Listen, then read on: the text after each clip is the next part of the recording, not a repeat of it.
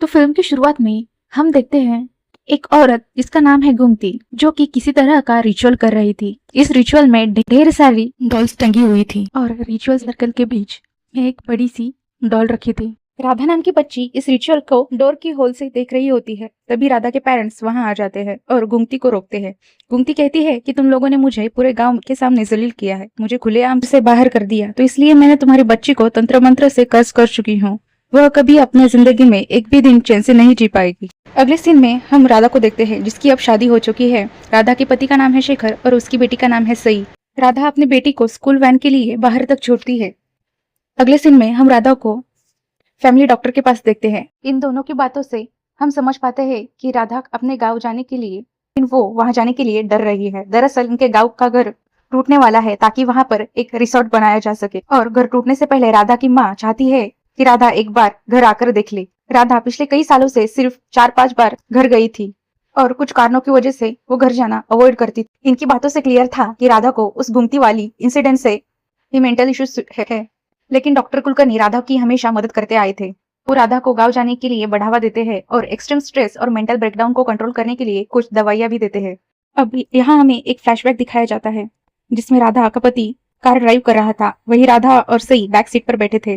कुछ खाने पीने के चक्कर में शेखर का ध्यान रोड से हट गया, जिससे इनका एक्सीडेंट हो गया था। एक्सीडेंट के बाद इनका क्या हुआ हम आगे देखेंगे। तो अगले सीन में हमें राधा और उसकी बेटी सई कार के में गांव जाते हुए देखते हैं। राधा फोन पर अपने पति से बात कर रही होती है। उसकी बातों से हम समझ पाते हैं कि शेखर अपने काम से दूसरे देश गया हुआ है। बात करते वक्त राधा के दूसरे फोन पर एक कॉल आता है, जिसे देख राधा थोड़ी अपसेट हो जाती है। इसके बाद राधा अपने गांव वाले घर पहुंचती है और वहां अपनी माँ, पिताजी, चाचा चाची और बहनों से मिलती है। सभी राधा से एक बात के लिए नाराज थे। राधा किसी से भी टच में नहीं रहती और किसी को फोन भी नहीं करती। अब उस रात पूरी फैमिली एक जगह पर बैठकर एंजॉय कर रहे थे। तभी राधा एकदम से नोटिस करती है कि सई आसपास नहीं है। वो सई को ढूंढते ऊपर वाले कमरे में जाती है, और ये वही कमरा है जिसमें सालों पहले गुमती तंत्र मंत्र की पूजा करती थी। कमरे में झांकने पर राधा को फिर से वह डॉल दिखती है जिसपे गुमती ने तंत्र मंत्र किया था। तभी राधा की माँ को एहसास होता है कि राधा गायब है। वो उसे ढूंढते हुए ऊपर वाले कमरे में आती है और राधा डॉल के सामने बैठकर अजीब तरह से व्यवहार कर रही थी। ऐसे में माँ चिल्लाती और घर के सभी लोग यहाँ आ जाते हैं। इनके सामने राधा एकदम नॉर्मल एक्ट करती है और कहती है कि ये बचपन वाली डॉल मिल गई है जिसे सई ने खोजा है, और सई डॉल को भागाबाई करके पुकारती है। सभी लोग राधा के हार से टेंशन में थे। ऐसे में राधा अगले दिन राधा की माँ पड़ोस वाले राउत चाची को बुलाती है कि चाची नजर उतार सके। राउत चाची ऐसा ही करती है और राधा उनके सामने अपनी बेटी सई की भी नजर उतारती है। ये सब देखकर राधा की माँ और राउत चाची काफी टेंशन में दिख रही थी। इसके बाद राधा की माँ उसके हाथ में एक धागा बांध देती है और कहती है कि इस धागे को कभी मत तोड़ना। अब आगे राधा की माँ उपाध्याय गुरुजी को घर बुलाती है, राधा को आशीर्वाद दे सके और साथ ही साथ घर की शुद्धि भी कर सके। इसके बाद राधा अपनी माँ से बहस करके घर के ऊपर वाले एरिया की चाबी लेती है, कहते हुए कि उसे बचपन की चीजें देखनी है। हाँ, राधा की 2 बहनें भी आती है। तीनों सामान देखते हैं। यह बचपन में कोई रिश्तेदार फॉरेन से लेकर दिए थे और इनकी मदद से बुलाया जा सकता है, और ये बीड्स फेंकने पर आत्मा के नाम के लेटर्स आते हैं। राधा कहती है कि बचपन की तरह से फिर से हम ये खेलेंगे, और ऐसा करने से बाकी की 2 बहनें डर रही थी, लेकिन राधा उनको मना लेती है, कहते हुए कि इससे कुछ नहीं होता, ये सिर्फ एक खेल है। और तीनों इसके बाद बैठ के हाथ पकड़ के आंख बंद करके आसपास की आत्माओं को बुलाने लग जाती है। राधा यहाँ प्लान शीट्स फेंक देती है, लेकिन यहाँ रैंडम लेटर्स आते हैं जिसका कोई नाम नहीं बनता। घर के बड़े लोग इन्हें आवाज लगाते हैं, जिसके कारण उसे उन तीनों को नीचे भागना पड़ता है। इस सीन में गौर करने वाली बात यह थी कि राधा वाकई में इस रिचुअल में खो गई थी और वो कहीं ना कहीं गुमती जैसे एक्ट कर रही थी। साथ ही में घर के बड़े लोग राधा की मेंटल कंडीशन को लेकर बहुत चिंतित थे। उस रात सई वापस से उस डॉल भागाबाई के पास जाती है और बीच रात राधा सई को वापस कमरे में लेकर आती है। अगली सुबह राधा वापस शहर जाने के लिए तैयार होती है। उसकी माँ सजेस्ट करती है कि राधा कोई ड्राइवर रख ले। अगर ड्राइवर नहीं रख सकती है तो गाड़ी को एटलीस्ट धीरे चलाएं। ये सुनकर राधा अजीब तरह से रिएक्ट करती है। वो अपने फोन पर पति से बात करने लगती है। तभी राधा के पिता आते हैं और वह कहते हैं कि उन्हें राधा के पति से बात करनी है। राधा यहाँ बहाने बनाने लगती है कि उसका पति फॉरेन में बिजी है, लेकिन राधा के पिता उसका फोन ले लेते हैं, जो कि एक बिगड़ा हुआ फोन था। राधा कभी भी फोन पर अपने पति से बात कर ही नहीं रही थी, और इस सीन को देखकर ऐसे प्रतीत होता है कि मानो राधा का पति शेखर उसी एक्सीडेंट में बचा नहीं था। राधा को जो रियलाइजेशन होता है वो एकदम से रोने लग जाती है। इससे हम ये समझ पाते हैं कि क्यों राधा अपने घर वालों को इग्नोर किया करती थी, क्योंकि वो लोग सच्चाई दिखाते थे। राधा बेसिकली ट्रॉमा में थी और अपने मन में ही एक अलग दुनिया बनाई थी, और कोई उसकी दुनिया को तोड़ता या उसे सच्चाई दिखाता तो राधा उसे पसंद नहीं आता था। अगर आपको लग रहा है कि प्लॉट की बड़ा ट्विस्ट था तो वीडियो के एंड तक जरूर देखिए क्योंकि अभी भी ढेर सारे ट्विस्ट आने वाले बाकी हैं। अगले सीन में हम राधा को वापस शहर में देखते हैं और वो डॉक्टर कुलकर्णी के पास नहीं बल्कि एक दूसरे साइकोलॉजिस्ट के पास आई है। यह राधा बोलती है कि उसके पति इस दुनिया में नहीं रहे और वो अपनी बेटी सई के साथ रहती है। डॉक्टर रश्मि राधा से बात करती है और उससे मालूम होता है कि राधा हाल फिलहाल एक डायरी मेंटेन करती है क्योंकि उसे ऐसा करने के लिए डॉक्टर कुलकर्णी ने कहा था। उस रात राधा सई के साथ सो रही थी। भी हम उस कमरे में भागाबाई की डॉल को देखते हैं। इसका मतलब कि सई या राधा अपने साथ उस भागाबाई डॉल को लेकर आई है।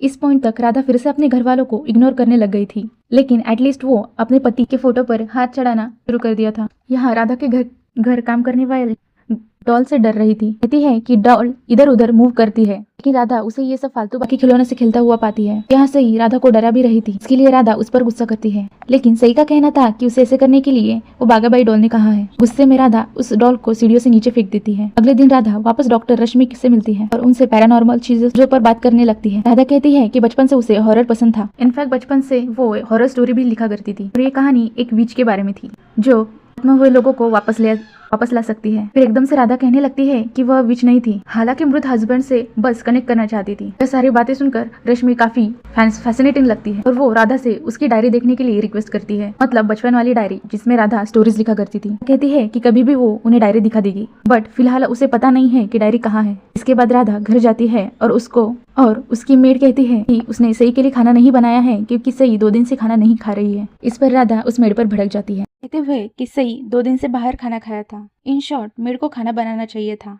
इसके बाद राधा पिल्स लेकर खुद को शांत करती है और यहाँ डॉक्टर धनंजय उसे कॉल करके उसका हालचाल पूछते हैं। इसी बीच राधा को घर में वापस भागाबाई डॉल दिखाई देती है और मिरर के रिफ्लेक्शन में राधा को घूमती तक दिखाई देती है। इसके बाद राधा सई को देखने लगती है कि सई इस डॉल से खेल रही थी। सई का कहना था कि डॉल खुद से वापस आ गई है और ऐसे में गुस्सा होकर राधा उस डॉल को बाहर फेंक कर आते हैं। इसी दौरान राधा के हाथ का धागा खुल जाता है और बाहर गिर जाता है। अब साफ सफाई करते समय राधा को पुरानी डायरी मिल जाती है और वो यह डायरी तुरंत डॉक्टर रश्मि को देती है। तो राधा डरते हुए रश्मि से कहती है कि वह बचपन में उस पर जारन हुआ था, यानी काला जादू। ये सुनकर डॉक्टर रश्मि आश्चर्य में थी और वह राधा से इसके बारे में और डिटेल्स मांगती है। उस पर राधा गुमती की बैक स्टोरी बताती है, जो कि अब मैं तुम्हें बताऊंगी। तो राधा जब छोटी थी तो उसके गाँव वाले घर में गुमती किराए पर रहती थी। गुमती तंत्र मंत्र करती थी, जिससे सिर्फ घर के लोग ही नहीं बल्कि गांव के लोग भी डरते थे। गुमती किराए से रहते हुए भी राधा की माँ को खुलेआम धमकाती थी। अगर उसे यहाँ से निकाला गया पूरे परिवार को बर्बाद कर दूंगी। एक रात जब गुमती काला जादू कर रही होती है, पूरे गांव वाले उसे रोकते हैं। अगली सुबह राधा की फैमिली गुमती को घर से निकाल देती है और पूरा गांव यहाँ उसे धुतकारता है। इसी का बदला लेने के लिए गुमती वापस इनके घर में तब आती है जब घर पर सिर्फ बच्चे थे। गुमती छोटी राधा से झूठ बोलती है कि वो अपना कुछ सामान लेने के लिए आई है। इसका फायदा उठा के गुमती ऊपर वाले कमरे में काला जादू करने लग जाती है, जिसे राधा को की होल से देखने लग जाती है। की होल से देखा था। जब तक राधा के पेरेंट्स आकर गुमती को निकालते तब तक काफी देर हो चुकी थी। गुमती राधा पे काला जादू करती थी। गुमती पर काला जादू कर दिया था। वही मूवी का पहला सीन है जहाँ गुमती ने कहा था कि राधा अपनी जिंदगी कब एक दिन भी चैन से नहीं जी पाई। सो यस, यही थी गुमती की बैक स्टोरी जो राधा डॉक्टर रश्मि को सुनाई थी। राधा बताती है कि कुछ दिन बाद गुमती को का शरीर नदी में बहते हुए पाया था। ये सब सुनकर डॉक्टर रश्मि सुन हो गई थी, तो वह राधा को अपनी डायरी यहाँ छोड़ के जाने के लिए कहती है। यहाँ वो राधा से उसके पुराने डॉक्टर का नंबर मांगती है, लेकिन राधा बहाने बनाने लग जाती है। डॉक्टर रश्मि इंसिस्ट करती है कि वो नंबर नोट कर लेगी और राधा ऐसे ही एक नंबर दे देती है। राधा के जाते ही डॉक्टर रश्मि डायरी चेक करने लगती है, जिनमें अजीब से तंत्र मंत्र वाले ड्राइंग्स थे, तंत्र मंत्र लिखे थे। वो उनकी फोटो लेके एक्सपर्ट्स के पास भेजती है, जो ये बताते हैं कि इस रिचुअल से मृत को जीवित किया जा सकता है। मतलब ये कोई मजाक में नहीं लिखा गया, बल्कि ये रियल है। इसके बाद डॉक्टर रश्मि राधा के दिए हुए फोन पर कॉल करती है और ये नंबर डॉक्टर कुलकर्णी का नहीं बल्कि राधा की कजिन का निकलता है। यानी राधा ने जानबूझकर गलत नंबर दिया था, लेकिन डॉक्टर रश्मि डॉक्टर धनंजय का नंबर निकाल लेती है और वो उन्हें कॉल करती है। वहाँ डॉक्टर कुलकर्णी कहते हैं कि राधा की पूरी हिस्ट्री बताने का समय नहीं है, पर एक बात क्लियर है कि राधा संकट में है।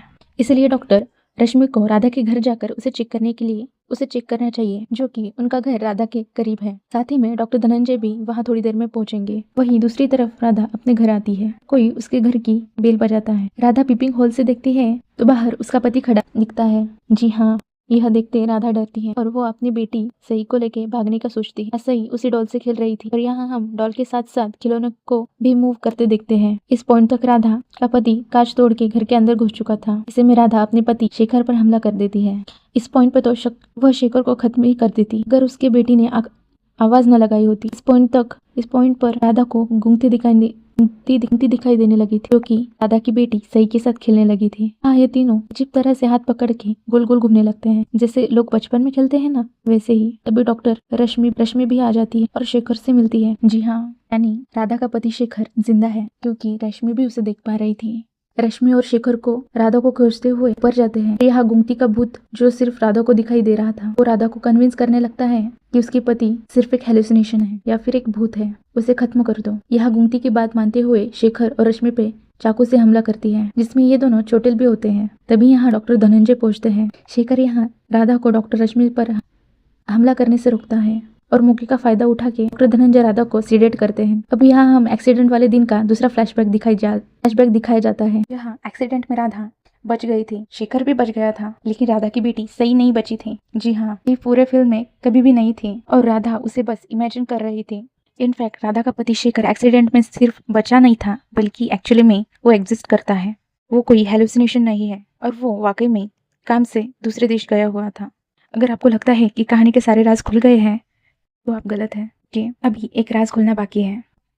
ये सोच रहे होंगे कि राधा के साथ ये क्या हुआ, क्या वो मेंटली अनस्टेबल थी? इसको लेके फिल्म में हमें दो रीजंस दिए गए हैं। डॉक्टर धनंजय का पर्सपेक्टिव है, जो कि है साइंटिफिक, और एक माँ का है, राधा की माँ का है कि है स्पिरिचुअल। डॉक्टर धनंजय कुलकर्णी के हिसाब से राधा बचपन से ही अनकॉमन थी, कि वो बाकी बच्चों के मुकाबले ज्यादा इमेजिन कर सकती थी, मतलब ज्यादा इमेजिनेटिव। वो हमेशा डे ड्रीम करती और अक्सर मन में एक अलग दुनिया बना लेती थी और इस दुनिया को वो सच मानती थी। वो रियलिटी से जोड़ने लग जाती थी। इसके बाद गुमती राधा की जिंदगी का अहम हिस्सा बन गई थी और गुमती के रिचुअल्स को देखना, दिन गुमती को घर से बाहर निकाले जाना, ये सब राधा के मन पर गहरा छाप छोड़ गया। इस कारण से गुमती के जाने के बाद राधा एकदम से बीमार पड़ गई और कई बार गुमती जैसा भी बिहेव करती थी। ब्लैक मैजिक वगैरह सब फालतू की बातें हैं कि डॉक्टर धनंजय के से राधा रिकवर होने लग गई थी, कि वो राधा का इलाज करने लगे थे। लेकिन एक्सीडेंट के बाद राधा का वह दबा हुआ ट्रॉमा फिर से ट्रिगर हुआ और वह अपने पति शेखर को सब कुछ के लिए ब्लेम करने लगी थी। वो शेखर को खुद से दूर करने लगी थी और इसी समय शेखर को किसी काम से दूसरे देश जाना पड़ गया, जिससे राधा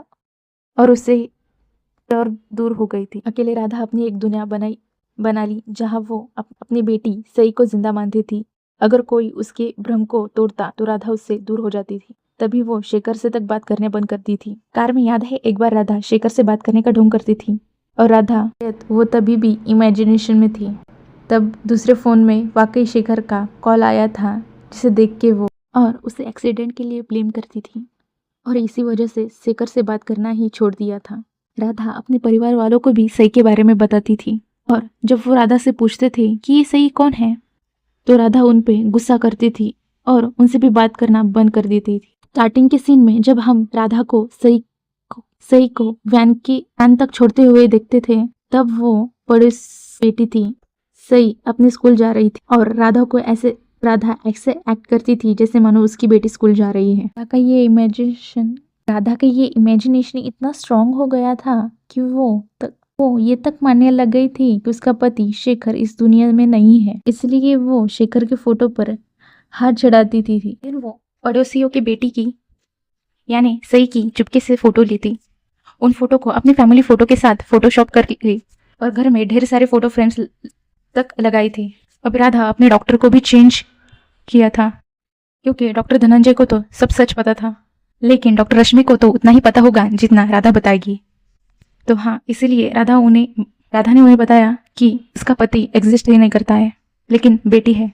और डॉक्टर रश्मि भी ये सोचती थी कि सई वाकई में उसकी बेटी है और पेशेंट को तो ऐसे ही लोग चाहिए होते हैं जो उनकी फेक इमेजिनेशन को यकीन करे। यानी डॉक्टर रश्मि के अनजाने में यह मानने से कि राधा सई की बेटी एग्जिस्ट करती है, राधा की फेक इमेजिनेशन और भी स्ट्रांग हो गई थी। तभी तो राधा डॉक्टर रश्मि को डॉक्टर धनंजय कुलकर्णी का नंबर नहीं दे रही थी, नहीं तो डॉक्टर रश्मि को राधा का सारा सच पता चलता तो फिर से एक बार उसका उसकी बना बनाई ये दुनिया फिर से ध्वस्त हो जाती। तो अब आप सब लोगों को पता चल गया होगा, समझ आ गया होगा। एक्सीडेंट में सिर्फ राधा का मिसकैरेज हुआ था और उस एक्सीडेंट में राधा के बचपन का ट्रॉमा वापस आ गया। रियलिटी में राधा की कोई बेटी नहीं थी और उसका हस्बैंड भी जिंदा था। इस पॉइंट पर डॉक्टर रश्मि पूछते हैं आखिर में वो डॉल घर पर वापस कैसे आए, वो डॉल घर में वापस कैसे आ रही थी। और इस पर डॉक्टर धनंजय कहते हैं कि उसे राधा खुद वापस ले आ रही थी, राधा खुद वापस ले आ रही होगी। तो हम राधा को हॉस्पिटल में देखते हैं जहाँ फाइनली उसे अपनी रियलिटी पता चलती है। अब वो ठीक होना चाहती है और डॉक्टर्स की मदद से शायद वो ठीक भी हो जाए। वही राधा की माँ महायज्ञ करवाती है ताकि राधा के मन को शांति मिले और उसके ऊपर से गुमती का बुरा साया हट जाए। तो आप देखते हो तो यहाँ फिर से राधा को ठीक करने के लिए साइंटिफिक एंड स्पिरिचुअल दोनों मार्ग का सहारा लिया गया है। अब यज्ञ के दौरान राधा के पिता गांव में अपना घर खाली करवा रहे थे और वहाँ एक वर्कर ऊपर वाले कमरे में जाता है। वहाँ वही प्लान शीट्स बीट्स पड़े हुए थे और मूवी के बीच में हम जान ही नहीं पाए थे कि प्लान शीट फेंकने पर दोबारा किसका नाम आया था। यहाँ हमें दिखाया जाता है और यह नाम था गंगोती। और यही फिल्म खत्म हो जाती।